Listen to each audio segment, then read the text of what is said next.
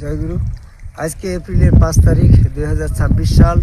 এই মুহূর্তে আমি আছি চুয়াডাঙ্গা জেলার আলমডাঙ্গা উপজেলার বেলগাছি ইউনিয়ন, যেটা কেদারনগর গ্রামের মাঠের ভিতরে, পাকা রাস্তার ধারে সবুজ মাঠ, অত্যন্ত সুন্দর একটা পরিবেশ। এই পরিবেশে দাঁড়িয়ে আমি একটা বিষয় বলতে চাচ্ছি, কবর সম্পর্কে মানুষের বিভ্রান্তি কোরআন ভিত্তিক কীভাবে নিরসন করা যায় সেই বিষয়ে আমার অল্প কিছু কথা। তামিম সাহেব, তুমি তো ওই যে ভোলা থেকে আসছো না? তানিম তানিম আমাদের ভিতরে তানিম আছে, আমাদের গোকুলখালী থেকে আসছে ইলিয়াস শাহ, আমাদের তো বোরহান চিস্তি আছেই, হালুয়ার ঘাট থেকে আমাদের সাথে মাসুম চিস্তি তো ক্যামেরায় আছে। তো যেটা আমি বলতেছিলাম, বর্তমান আমাদের যে প্রচলিত ইসলামের ভিতরে সবচেয়ে বড় বিভ্রান্তি হচ্ছে কবর সম্পর্কে। সেটা হচ্ছে বলছে মানুষ মাটি দিয়ে চলে আসার 40 কদম পার হলে পরে কবরের ভিতরে জীবিত করা হবে। এই কবরে জীবিত করা হবে, এইটার কথাটা একেবারে সম্পূর্ণ ভ্রান্তিময় কথা। কারণ হচ্ছে কবরস্থ দেহে আত্মা সংযোজন করা হবে প্রথম সিংহে ফুঁক দেওয়ার পরে। বুঝছো? তাহলে প্রথম সিংহে ফুঁক দেওয়া হইল না, আর তোমার এই যে সলিমদ্দি হাজি সাহেব মরে গেল, তার কবরে মাটি দিয়ে আসা হইলো, আর সে সলিমদ্দি হাজি সাহেবের আত্মাটা ওই কবরস্থ দেহে সংযোজন করা হইলো। তাহলে তোমার সূরা ইয়াসিনের 51 নম্বর আয়াতে যে বলল, দ্বিতীয় সিংহায় ফুঁক দেওয়ার পরে কবরস্থ দেহে আত্মা সংযোজন করা হবে। তাহলে ওখানে তো সিংহায় ফুঁক দেওয়ার সাথে কবরস্থ দেহে আত্মা সংযোজন করার সম্পর্ক। তাহলে যে লোকটা আজকে মাটি দিয়ে আসা এলো, ওই সময় তো সিংহায় ফুঁক দেওয়া হচ্ছে না। তাহলে কবরস্থ দিয়ে আত্মা সংযোজন করে সেখানে জীবিত করে প্রশ্ন করা হবে, মান রাব্বুকা মান দিনুকা মান হাজা রাজুলুন, এই 3টি প্রশ্ন করে তখন ইমান পরীক্ষা করা হবে। এইটা তো ভ্রান্তিময় একটা কথা, বিভ্রান্তিমূলক একটা কথা, এটা ভিত্তিহীন। তবে মৃত্যুর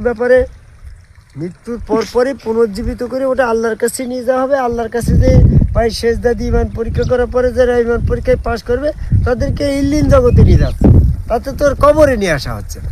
তো তাহলে তোমরা যেটা বলছো যে কবরে প্রশ্ন করে, যদি 3টে প্রশ্নের উত্তর দিয়ে জীবিত করে প্রশ্ন করা হবে, মান রাব্বুকা মান দিনুকা মান হাজা রাজুলুন, 3টি প্রশ্নের উত্তর দিতে পারলে সে রোজ কিয়ামত পর্যন্ত শান্তিতে থাকবে। কিন্তু কোরআনে বলছে যে ইমান সূরা কালামের 42 নম্বর আয়াতে বলছে পায়ে সেজদা দেওয়া হবে, সেজদা দিয়ে যারা সেজদা দিতে পারবে তারা চলে যাবে ইল্লিন জগতে, সেখানে যে আহার প্রাপ্ত হবে। সূরা ইমরানের 169 নম্বর আয়াত, সূরা বাকারা 154 নম্বর আয়াত। এরা আর ওখানে যায় মরবে না। তাহলে যে লোকটা মরছে না, সে তো আর তার তো আর কবরস্থ করার দরকার নেই। আর যে ব্যক্তি কাফের, তাকে সিজ্জিনে নিজে শাস্তি দেওয়া হচ্ছে। সিজ্জিন কোনটা? সিজ্জিনটা হচ্ছে ওই যে আলমে বর্জক জগৎ, যেটা গরু ছাগল হাঁস মুরগি জীব জগৎ এখানে কীট পতঙ্গের মতন এই শাস্তি ভোগ করছে। এইটা সূরা মাইদা 60 নম্বর আয়াতে তা বলছে। তো তাহলে তোমার এই কবরের ভিতরে জীবিত করা হবে, এই কথাটা 1 নম্বর ভ্রান্তি কথা। দ্বিতীয় বিভ্রান্তি, সেখানে প্রশ্ন করা হবে মান রাব্বুকা মান দিনুকা, এই এটা হচ্ছে 2 নম্বরের মিথ্যা কথা। তাহলে আমি এটারে খণ্ডন করি এইভাবে যে কবরে যখন আজকের সলিমদ্দিকে কবরস্থ করে আসা হইলো, তাকে জীবিত করা হইলো, সে শান্তিতে থাকার, অশান্তিতে থাক, কষ্টে থাকার, শাস্তিতে, এটা আমার আলোচ্য বিষয় না। আমার বিষয় হচ্ছে তাকে কবরস্থ দিয়ে আত্মার সংযোজন করা হয়ে গেল, তো এখনও রোজ কিয়ামত হয় নাই। তাহলে রোজ কিয়ামতের পরে সে যখন প্রথম সিংহায় ফুঁক দেওয়ার পরে সমস্ত জীব জগতের মানুষ মৃত্যুবরণ করবে। তাহলে যে কবরস্থ দিয়ে তোমার শাস্তি ভোগ করছিল, তার কি হবে? আচ্ছা, কবরস্থ দিয়ে তো সে রোজ কিয়ামত পর্যন্ত শাস্তি পাবে, তো সে যে জীবিত অবস্থায় শাস্তি পাচ্ছে। তুমি যদি বলে সিংহায় ফুঁক দেওয়ার পরে কবরস্থ দিয়ে আত্মার সংযোজন করা হবে, তাহলে কথাটা তো পরস্পর বিরোধ হয়ে গেল না? আরে আত্মার সংযোজন তো তার ওই যে আমার এই কালকে সলিমদ্দি মারা গেছে, তার তো গতকালকে আত্মার সংযোজন হয়ে গিয়েছে। তাহলে রোজ কিয়ামতের সময় যে সিংহায় ফুঁক দেওয়া হবে, তখন তার দিয়ে আবার জীবিত থাকা অবস্থায় তার দিয়ে আবার আত্মার সংযোজন কি করে হয়? বুঝতে পারেন কথা? তাহলে এটা একটা ভ্রান্তিময় কথা।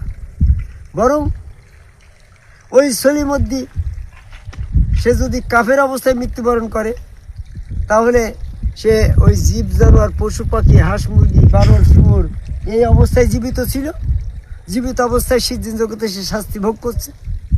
এই শাস্তি ভোগ করা অবস্থায় যখন প্রথম সিংহায় ফুঁক দেওয়া হইলো, ওই বানর ওই জীবজগতের ওই যে হাতি ছিল, মনে করো সে সলিমদ্দি মেরে হাতি হয়েছে, ওই হাতির তখন মৃত্যু হইল প্রথম সিংহায় ফুঁক দেওয়ার পরে। এইভাবে সে মৃত্যু হয়ে কবরস্থ হয়ে থাকত। এই কবরস্থ থাকা অবস্থায় দ্বিতীয় সিংহায় যখন ফুঁক দেবে তার কবরস্থ দিয়ে আত্মসংযোজন হবে। সূরা ইয়াসিনের 11 নম্বর আয়াত।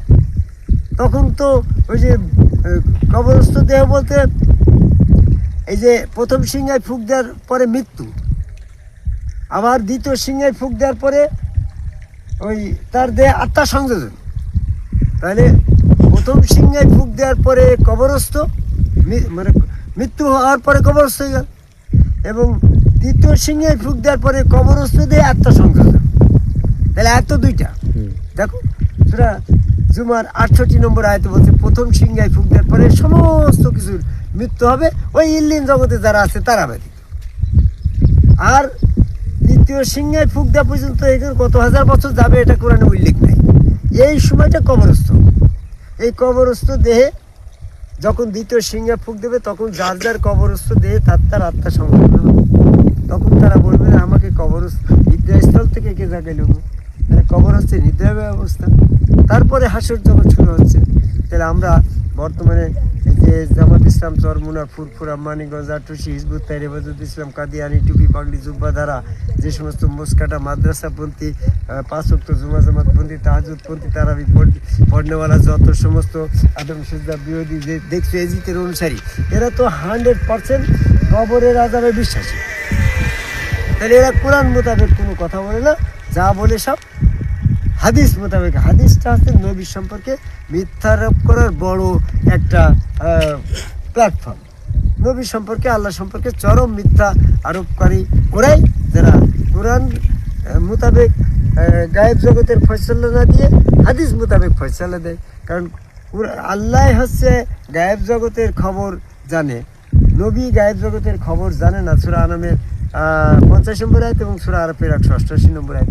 আল্লাহ একমাত্র গায়েব জগতের খবর জানে, আর সূরা নমলের 65 নম্বর আয়াত।